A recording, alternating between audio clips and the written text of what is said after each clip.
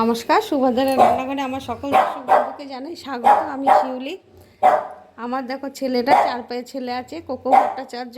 ও লাফাচ্ছে, চিৎকার করছে। হ্যাঁ, তো আজকে আমি তোমাদেরকে পনির মাখানি বানিয়ে দেখাবো সম্পূর্ণ নিরামিষভাবে। তার জন্য দেখো আমি কতগুলো টমেটোকে কেটে নিয়েছি। কড়ার মধ্যে জল দিয়ে দিয়েছি, জলটা গরম হতে শুরু করে দিয়েছে, টমেটোগুলো আমি দিয়ে দিলাম।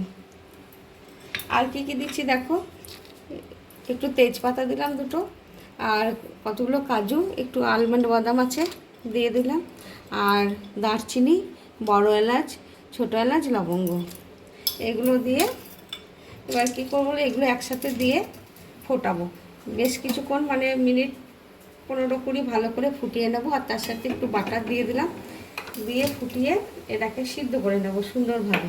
তারপরে এটাকে আমি ব্লেন্ড করব। 1 চিমটে লবণও দিয়ে দিলাম। এবার আমি চাপা দিয়ে দেবো, দিয়ে ওটাকে ভালো করে সিদ্ধ করে নেব।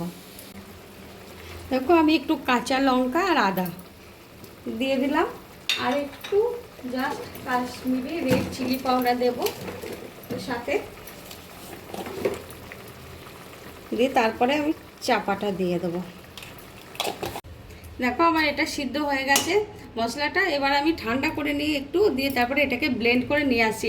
তোমাদের কাছে একটা কথা, এই যে বড় এলাচ বা দারচিনি দেওয়া আছে, এগুলো তোমরা চাইলে তুলে ফেলে দিয়েও ব্লেন্ড করতে পারো, আর যারা পছন্দ করো তারা এগুলো সমেতও ব্লেন্ড করতে পারো। ঠিক আছে, তোমাদের যেটা পছন্দ তোমরা সেটাই করতে পারো। দেখো আমি কড়া বসিয়ে দিয়েছি, এবার কড়াতে বাটার দেবো,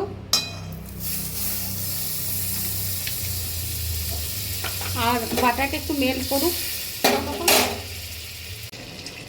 এবারে আমি দেখো পনির বাটারটা মেল্ট করে গেছে, একটুখানি আদা কুচো করে নিয়েছি দিয়ে দিলাম, একটু লঙ্কা কুচি।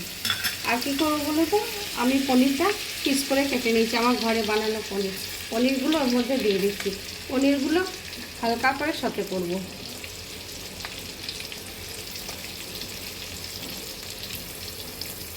খুব ইজি রান্না, তোমরা এটা রান্না করবে এভাবে দিয়ে বানিয়ে খাবে, খুব ভালো লাগবে, দেখবে খুব ইজি এবং খেতে খুব সুন্দর, অপূর্ব সুন্দর হবে খেতে।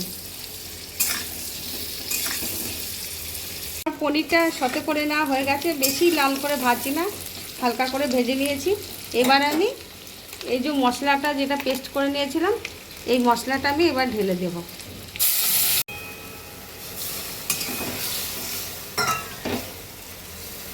দেখো আমি মশলাটা দিয়ে দিলাম।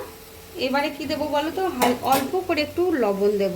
লবণ আমার মশলাতে দেওয়া রয়েছে, তবুও একটু সামান্য লবণ দিয়ে দিলাম। আর চেক করে নিতে হবে যদি বেশি হয়ে যায় বা কম হয়ে যায়, যাতে বেশি না হয়, বেশি হলে বাজে হয়ে যাবে। এবারে আমি একটু চিনি দেব।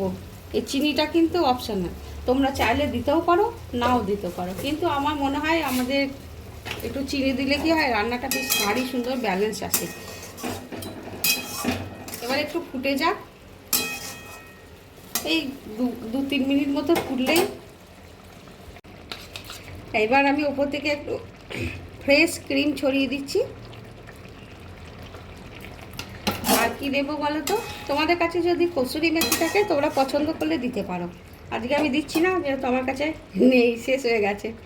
আমি ওপর থেকে একটু ধনেপাতা ছড়িয়ে দিলাম। এবার কিন্তু আমি গ্যাসটা একদম অফ করে দিচ্ছি। আমার পনির মাখানির রেসিপি রেডি এবং সার্ভ করে দিয়েছি। তোমরা এভাবে অবশ্যই বানাবে, বানিয়ে খাবে, খেয়ে আমাকে কমেন্ট করে জানাবে তোমাদের কেমন লেগেছে। আবার বলছি, খুব ইজি রান্না, খুব সহজভাবে রান্না হয়েছে, এবং সম্পূর্ণ নিরামিষভাবে করেছি। তোমরা চাইলে পেঁয়াজ রসুন দিয়ে অবশ্যই বানাতে পারো। ঠিক আছে, তাহলে আজকে মতো টাটা।